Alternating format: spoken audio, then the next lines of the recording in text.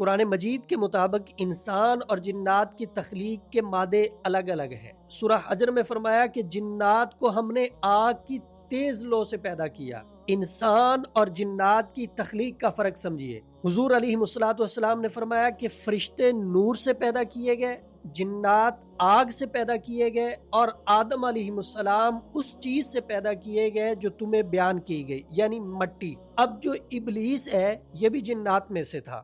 بعض لوگ سمجھتے ہیں کہ ابلیس فرشتہ تھا، لیکن قرآن وضاحت کرتا ہے کہ ابلیس جنات میں سے تھا۔ سورہ کہف میں فرمایا کان من الجن، کہ وہ جنات میں سے تھا۔ اس کا مطلب یہ ہے کہ جنات میں بھی اختیار موجود ہے، اس لیے ابلیس نے اللہ کے حکم کی نافرمانی کی۔ جیسے انسانوں کی مختلف قومیں اور نسلیں ہیں، اسی طرح جنات کی بھی مختلف اقسام اور قبائل ہیں۔ بعض زمین پر رہتے ہیں، بعض ویران جگہوں میں، اور بعض کے بارے میں احادیث میں مختلف شکلیں اختیار کرنے کا ذکر ملتا ہے۔